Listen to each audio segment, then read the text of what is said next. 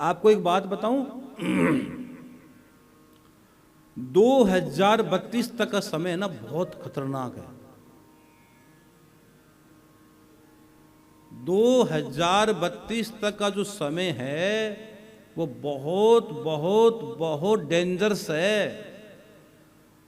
शास्त्रों में तो यहां तक लिखा गया है कि भाई सावधान रहो और भजन करो। और संतों ने अपनी अपनी भविष्यवाणी की है। कुछ कुछ संत तो ऐसे हुए हैं जिनकी एक भी भविष्यवाणी आज तक फैल नहीं गई है, एक एक चीज लिखी गई है। एक महात्मा जी है, नाम तो पूरा मेरे स्मरण में नहीं आ रहा है, अगर आए तो बता देना। उन्होंने 500 वर्ष पहले भविष्यवाणी की थी। और 500 वर्ष पहले किस काल, कौन सा काल था? एक भक्ति काल था, जब आई मीरा, कबीर, रसकान, सूरदास जी, ये सब उस दौर से आए हुए हैं। सूरदास जी के एक पद है, सूरदास जी ने भी लिखा है, सूरदास जी ने भी इसका वर्णन किया है। कौन सूरदास जी? जो आंखों से तो अंधे थे, लेकिन रोज कृष्ण को एक पद सुनाते थे, एक पद रोज कृष्ण के लिए लिखते थे। और सूरदास जी ने संकल्प किया कि मैं 1.25 लाख पद लिखूंगा कृष्ण का। कितना लिखूंगा? 1.25 लाख पद मैं कृष्ण का लिखूंगा। लेकिन 1 लाख पद लिखने के बाद सूरदास जी बीमार हो गए।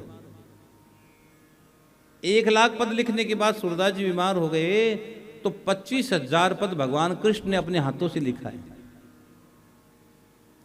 एक भक्त का संकल्प पूरा करवाने के लिए भगवान कृष्ण ने 25,000 पद लिखे हैं। अब फर्क यह है कि सूरदास जी ने लिखा, उसमें लिखा सूर क्रूर इस लायक नहीं। सूरदास ने अपने को क्रूर बता कि भाई मैं तो कुछ नहीं हूं। और जैसे श्याम बाबा ने यानी भगवान ने लिखा, उसमें लिखा सूर श्याम, सूर श्याम। लेकिन फिर भी पहले नाम सूरदास का ही लिखा है। नाम पहले सूरदास जी का लिखा, फिर अपनी छाप लगाई है। कोई भी भजन लिखता है गायक है, गाने वाला अलग हो, लिखने वाला कोई व्यक्ति लिखता है, उसकी छाप होती है भजन में। और मैं हमेशा कहता रहता हूं, अगर आपने किसी का भजन गाया है तो उसकी जो छाप है वो छाप को जरूर गाओ, नहीं तो भजन गाने वाले पर दोष है ये। भागवत व्यास जी ने लिखी तो व्यास जी का नाम भागवत में आना ही आना। अगर व्यास जी का नाम जो वक्ता दोष कर रहा है, अगर आपको ज्ञान है तो हाँ, ये छाप होती है। तो सूरदास जी के लिए 25,000 पद किसने लिखे थे? भगवान कृष्ण ने लिखे थे। तो उन्हीं सूरदास जी की मैं बात कर रहा हूं। उन सूरदास जी के कुछ पद ऐसे हैं जो उन्होंने लिखा है, इस पूरा वर्णन दिया है। आगे सुनो। 500 वर्ष पहले एक महात्मा जी ने भविष्यवाणी की थी, नाम मेरे से निकल रहा है हो तो मुझे बता देना चाहिए आप तो। उन्होंने ये लिखा था कि 500 वर्ष पहले कहा कि पहले भारत में मुगलों का राज आएगा। तो मुगलों का राज आया, और उन्होंने कहा मुगलों के राज के बाद भारत में अंग्रेज का राज आएगा, अंग्रेजों का। अब उस अंग्रेजों का 500 साल में तो अत्ता पत्ता ही नहीं था। 500 साल पहले अत्ता पत्ता कहां था? कौन कह सकता था कि अंग्रेजों का राज आएगा? तो अंग्रेजों का राज भी आया। फिर उस संत उन्होंने महात्मा जी ने लिखा कि भाई उसके बाद भारत ये आजाद होगा, और आजाद होगा तो एक मलेच्छ राष्ट्र बनेगा, मलेच्छ टुकड़े होंगे और मलेच्छ राष्ट्र बनेगा। ये मलेच्छ राष्ट्र पाकिस्तान बन गया, वो मलेच्छ ही है, उसको मलेच्छ ही बोलते हैं लोगों को। वो बन गया कि टुकड़ा भारत की आजाद होगा तो एक टुकड़ा जाएगा इधर, वो मलेच्छ बोला जाएगा, मतलब उनको उनके दुष्टों के पास चला जाए। ये हो चला गया। अब आगे बताओ, आगे क्या लिखा कि उन्होंने कहा कि और आगे जैसे समय चलता रहेगा तो जो भगवान जगन्नाथ जी की ध्वजा में आग लगेगी। भगवान जगन्नाथ जी की ध्वजा धरती पर गिरेगी। भगवान वो चक्र है ना, चक्र, जगन्नाथ जी को मंदिर का चक्र हो, चक्र अपनी स्थिति से हिल जाएगा। चक्र हिल गया है, और जगन्नाथ जी के कपड़ों में आग लग जाएगी। यह भी लिखा उन्होंने। और जो स्थितियां इस समय बन रही है मेरे बहन भाई, लगभग कोई अच्छा संकेत नहीं कर रही है। और उन्होंने ये भी लिखा है कि तीसरा वर्ल्ड वार की भी प्रबल संभावना है। चौथा वर्ल्ड वार नहीं होगा, 3 ही वर्ल्ड वार की बात, संत ने चौथे वर्ल्ड वार का कोई जिक्र ही नहीं किया है। तो इसलिए आप बहुत, और यहां तक लिखा है कि अभी कितनी दुनिया की आबादी है, 8 अरब, 8 अरब है, 8 अरब दुनिया की आबादी है। उस समय केवल 64 करोड़ लोग रहेंगे, और सब के सब केवल 64 करोड़ लोग रहेंगे। इसमें से 31 या 32 करोड़ भारत भूमि में रहेंगे। 31 या 32 करोड़ लोग भारत भूमि में बचेंगे, और पूरी दुनिया में केवल 30-32 करोड़ लोग बचेंगे। ये है, उसके बाद पुनः राम राज्य की स्थापना होगी, पुनः सनातन धर्म की स्थापना होगी। उसके बाद भगवान कल्कि का भाव प्रकट होगा। अब किसी ने ये लिखा है, अब इसमें एक संत ने यहां भी बहुत गहरी बात संत ने लिखी है। संत ने ये लिखा है कि जितना कलयुग में पापाचार बढ़ेगा, इतनी कलयुग की आयु कम होती चली जाएगी।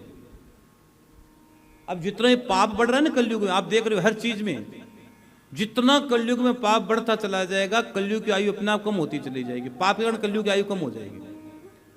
अब देखो, पहले सतयुग में आदमी की आयु बहुत ज्यादा थी, त्रेता में ज्यादा थी, द्वापर में ज्यादा थी। अब कलयुग में कितनी बची है? आज तो छोटे छोटे बच्चे खड़े खड़े मर रहे हैं। ये कोई कल्पना कर सकता है? कोई 18-18, 20-20 साल के बच्चों को क्या हो गया, छोटे। और कोई मुझे कल मिला, 2-3 एक जन्मजात बच्चों को शुगर, जन्मजात बच्चों को इंसुलिन लग रही है। अरे भाई, ये क्या हो रहा है? जन्मजात बच्चे बीमार हो रहे हैं। मतलब कलयुग का प्रभाव कितना गहरा बढ़ता चला जा रहा है, कितना गहरा बढ़ता चला जा रहा है। अब आप कहोगे महाराज जी, अब 64 करोड़ जो लोग बचेंगे, ये भी बता देता हूं। अब आपको मेरी बात बुरी तो लगेगी, लेकिन संत ने यहां भी लिखा, संत की बात बोल रहा हूं, संत ने यह भी लिखा है कि 64 करोड़ में वो लोग बचेंगे जो भगवान सुन लेंगे, भगवान एक एक को छांट लेंगे। जो मेरा भजन कर रहा है, मतलब भगवान का भजन करना ही सतयुग है, ठाकुर सेवा करना ही सतयुग है मेरे बहन भाई। तो वो जो इनको छांट लेंगे, सबको जो भजन कर रहे हैं वो तो बच जाएंगे, और सबके सब, ये मैं नहीं कह रहा हूं, महात्मा जी ने कहा है। तो इतनी बड़ी भविष्यवाणियां हो चुकी हैं। तो अब जो 32 तक का समय है, बड़ा विकराल दौर से गुजरने वाला है। इस बात का विशेष ध्यान रखना मेरे बहन भाई, विशेष ध्यान रखना। अब आपको देखो, अब आप कहोगे महाराज जी बात, अब जो प्लेन क्रैश हुआ अहमदाबाद में, 200 कितने लोग थे उसमें? 242 लोग थे उस प्लेन में, इतने बताया। 242 लोग में एक आदमी बच गया। अब वो कैसे बच्चा है, कैसे खिड़की खुली है, कहां से कूदा है, कैसे वो बाहर आया है, ये तो भैया एक बात बताऊं, वो भी नहीं बता सकता है। जैसे पूरी आग लग गई और आग में से अंदर कोई व्यक्ति जिंदा निकल कर आ जाए और उसको खरोंच तक नहीं आए, उसका एक बाल तक न बांका हो, तो वो आदमी बता सकता है? वो बता नहीं सकता है। जैसे निधिवन है ना, निधिवन में आज भी ठाकुर महाराज करते हैं, आज भी करते हैं, लेकिन कोई बता नहीं सकता है, किसी की हिम्मत नहीं होती है उस महाराज का वर्णन कर देना। तो 2000 और मैं नहीं कह रहा हूं, हिंदुस्तान के बड़े बड़े महात्मा जिन सिरमौर है हिंदुस्तान के समय, वो लोग भी कह रहे हैं, और लिखी गई बातें वो कह रहे हैं, जिनकी भविष्यवाणियां आज तक एक भी फेल नहीं हुई, वो कह रहे हैं। उन्हीं को कोट करके मैं कह रहा हूं मेरे भाई कि 2032 तक का समय बहुत डेंजरस है, बहुत बहुत बहुत डेंजरस है। और आपको इसके दिखाई देने लगे होंगे। आपको पता है एक युद्ध चला था, यूक्रेन रशिया का चल रहा है, ऐसे देखा जाए 2-5 दिन का काम था। रशिया जैसे ताकतवर देश के लिए 2-5-7 दिन का काम था, ज्यादा से ज्यादा 15 दिन का काम था। लेकिन वो युद्ध अभी भी चल रहा है, वो युद्ध खत्म नहीं हुआ। लगभग उस युद्ध के कारण पृथ्वी के बड़े बड़े देश दो भागों में विभक्त हो गए हैं, बड़े बड़े देश अलग अलग भागों में विभक्त हो गए हैं। पूरी दुनिया युद्ध के मुहाने में खड़ी है। और आप ध्यान रखना, कभी भी कुछ भी हो सकता है। इसलिए मेरी हाथ जोड़ के विनती है, कोशिश करो कि 64 करोड़ में आपका नंबर आ जाए। हाँ, तुम भजन कर पाओ, तुम कृपा कर पाओ, ठाकुर का भजन करो, ये बहुत। और ये जो वो तो नरसंहार होगा, वो तो प्रलय आएगा। अब जो एक बात, आदमी क्या करता है, आपने देखा नहीं कि कितनी कितनी 50-50, 100-100 मंजिल की बिल्डिंग आदि बना देता है, और वो गिरती है तो 1 मिनट में गिर जाती है। एक भूकंप का झटका आया 2 दिन पहले अफगानिस्तान में, कितने लोग मर गए।